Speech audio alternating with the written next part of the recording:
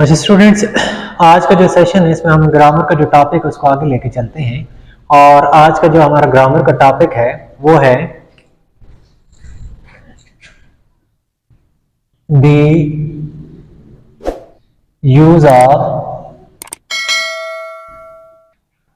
Has, have, had.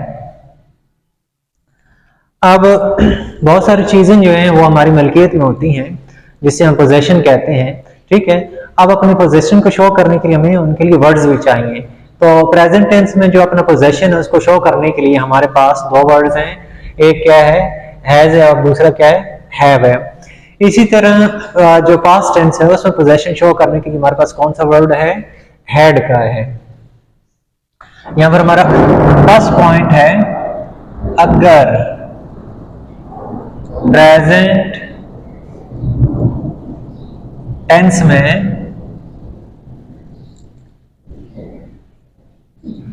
किसी चीज के पास होने या मलकियत में होने को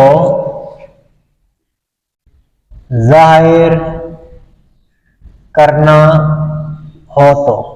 ठीक है, यहां पर आप यूं कंसिडर करें कि ये आपके पास सेंटेंस है और उसमें लफ्ज क्या आ गया है पास, या फिर उसमें क्या आ गया है मलकियत, और उसका एंड किस पे है पे है। ठीक है, अब जरूरी नहीं है कि उस सेंटेंस में हमने लफ्ज पास लिखा हो या मलकियत लिखा हो, बल्कि उस सेंटेंस में क्या यानी इनका कॉन्सेप्ट भी दे रही हो और उसका एंड किस पे हो है पे हो, और हो वो किससे रिलेटेड सिंगुलर से रिलेटेड, तो उसमें हमने क्या लगाना है हैज लगाना है।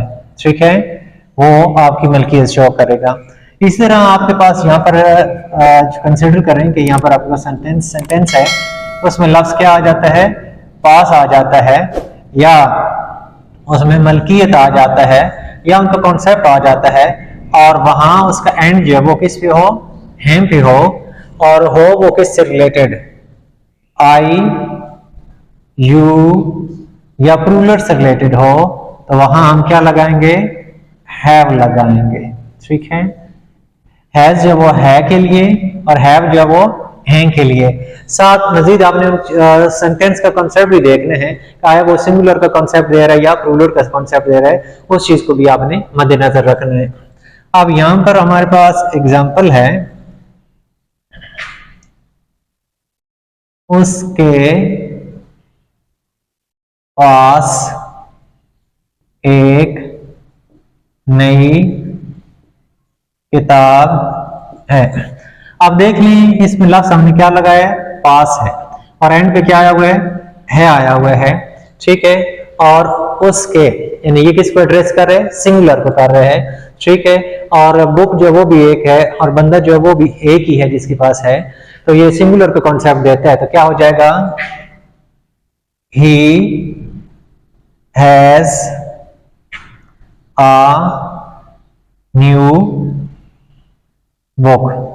ठीक हो गया। तो इसी तरह आपके पास नेक्स्ट पॉइंट है अगर past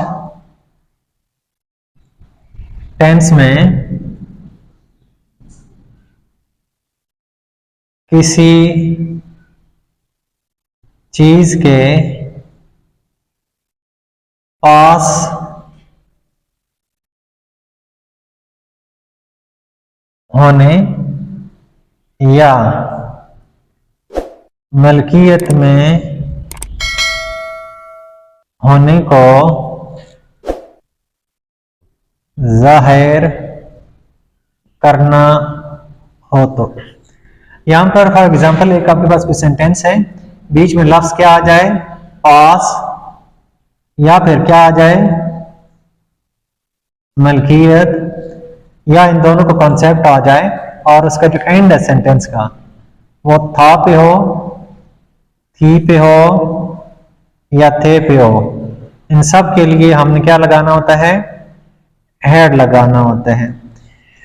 it does not matter whether it is singular और प्लूरल, ठीक है, यानी सिंगुलर प्लूरल के कंसेप्ट में यहाँ पर नहीं हमने जाना, क्योंकि हैड जो है ये सारों के साथ लगता है, चाहे वो सिंगुलर है चाहे वो प्लूरल है, ठीक है, सारों के साथ हमने हैड लगाना होता है। तो यहाँ पर एग्जांपल है आपके पास,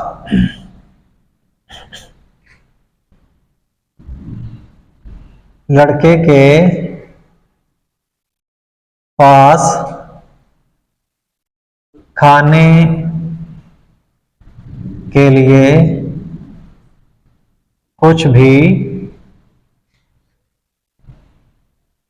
नहीं था। Boy had nothing to eat, ठीक है।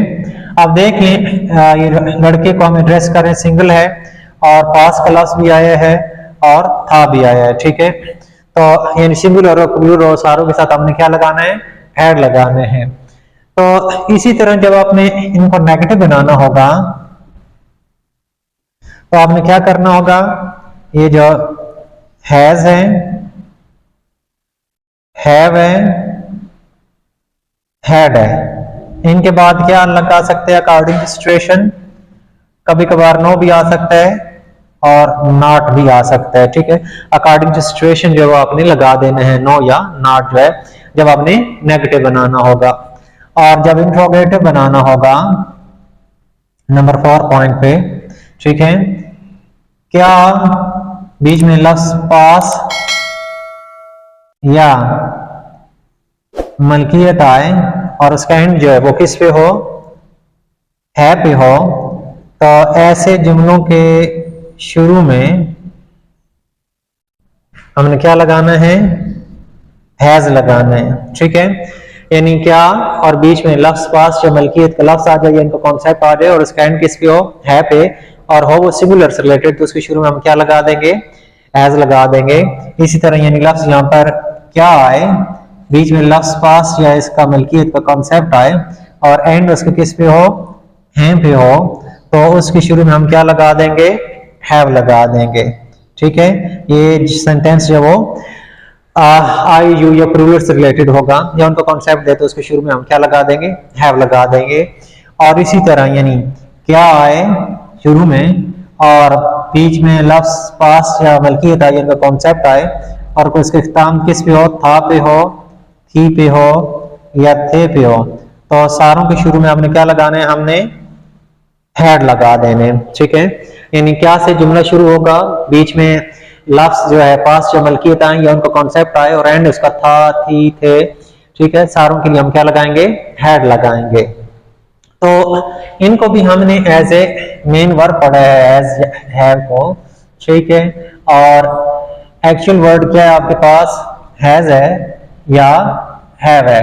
इसकी सेकंड फॉर्म भी हैड है और थर्ड फॉर्म भी क्या है इनकी, हैड है, ठीक। तो यहां पर इनके बाद पहली बात है या तो कोई भी फॉर्म ऑफ वर्ब, यानी हैड आ गया, हैव आ गया, हैड आ गया, इनके बाद या तो कोई भी फॉर्म ऑफ वर्ब नहीं आनी चाहिए, अगर आए तो वो कौन सी आए, टू के बाद फर्स्ट फॉर्म जो वो वहां पर आ सकती है, ठीक है ना। तो बाकी जो यानी इसके अंदर फॉर्म्स नहीं आ सकते, तब ये as a main verb consider होंगे, ठीक। अगर कोई और फॉर्म वर्ब इनके साथ आती है तो इससे मुराद क्या है, वो हमारे पास टॉपिक ये हैज हैव का नहीं रहा एज ए मेन वर्ब, बल्कि वो किसी और में चला जाएगा। तो यहाँ पर अब जरूरी एक और एग्जांपल मैं आपको देता हूँ। अब ये फर्स्ट फॉर्म कैसे आपने इस्तेमाल करनी है, यहाँ पर जैसे देख लें, जैसे मैंने आपको यहाँ ये समझाया है टू ईट, और देख लें इसमें कोई भी यानी as a form of verb नहीं इस्तेमाल हुई हुई, यानी हैड आया हुआ और उसके बाद यानी टू और फर्स्ट फॉर्म आई हुई है। इसमें आप देख लें कि इसमें सिर्फ क्या यानी हैज आया हुआ है, कोई और फॉर्म ऑफ वर्ब इसमें इस्तेमाल नहीं हुई, ठीक है। तो इन चीजों को भी आपने मद्देनजर रखना है, यानी use of has, have, had में मुराद इनमें यानी या तो फॉर्म ऑफ वर्ब आनी ही नहीं चाहिए, आए तो वो भी किसके साथ आए, टू के साथ आए, और वो भी कौन सी फॉर्म आनी चाहिए, फर्स्ट आनी चाहिए। अब ये चीज ज़हन में रहे कि जरूरी नहीं है कि ये जो लफ्ज पास जो मलकियत सेंटेंस के अंदर लिखे जाएं तो वो जो है यूज ऑफ हैज हैव या हैड का सेंटेंस होगा, बल्कि इनके कॉन्सेप्ट भी जाने हैं। यहां पर जैसे मैं आपको एक एग्जांपल देता हूं, जैसे यहां पर जुमला है मुझे कुछ भी नहीं कहना है। अब देख लें कि इस मैंने जो ये सेंटेंस यहां पर लिखा है मुझे कुछ भी नहीं कहना है, ठीक। अब देख लें कि इसमें हमने लफ्ज पास भी नहीं लगाया, मलकियत भी नहीं लगाया, लेकिन आपने इसके कॉन्सेप्ट पे जाना है कि ये आया किस यानी टेंस का कॉन्सेप्ट देता है। तो इसके जो अल्टरनेटिव सेंटेंस है वो आपने मद्देनजर रखना है। जैसे आप कहते हैं कि मेरे पास कहने के लिए अल्फाज नहीं है, यानी मेरे पास अल्फाज ही नहीं है कि मैं अपनी बात को क्या कर सकूं, बयान कर सकूं।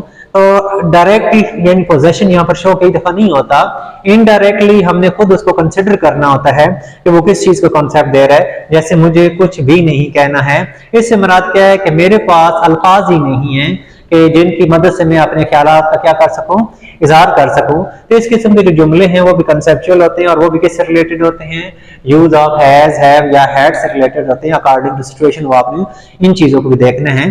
जैसे देखिएगा इसकी ट्रांसलेशन जो है वो क्या हो जाएगी, आई हैव नथिंग टू से, ठीक है। अब देख लें कि इसमें हमने हैव इस्तेमाल किया क्योंकि ये आई से मुतल्लिका जुमला था, और ये देख लें कहने के लिए यानी से जो है, ये जो मैंने कॉन्सेप्ट दिया यानी टू के बाद फर्स्ट फॉर्म आ सकती है, वो दोबारा मैंने यहाँ रिपीट किया है, ठीक है। यानी किस तरह में फर्स्ट फॉर्म आ सकती है। बाकी यानी हैज हैव के बाद या तो फॉर्म ऑफ वर्ब आनी ही नहीं चाहिए, अगर आए भी तो वो सिर्फ फर्स्ट आ सकती है, ठीक। और बाकी जो है यानी किस तरह यानी पास या मलकियत का कॉन्सेप्ट नहीं भी हो सकता, तो बाजार यानी लफ्ज लिखा हुआ नहीं हो सकता, और उनका कॉन्सेप्ट किस तरह वो आपने गेन करना है उससे रिलेटेड भी एग्जांपल मैंने यहाँ आपको एक दे दी है। अगर मजीद भी आपको कोई कंफ्यूजन हो या टॉपिक से रिलेटेड या कोई चीज या कोई पॉइंट ना समझ आए तो आप कमेंट करके मुझसे पूछ सकते हैं। Thank you, keep watching this channel for better understanding of English.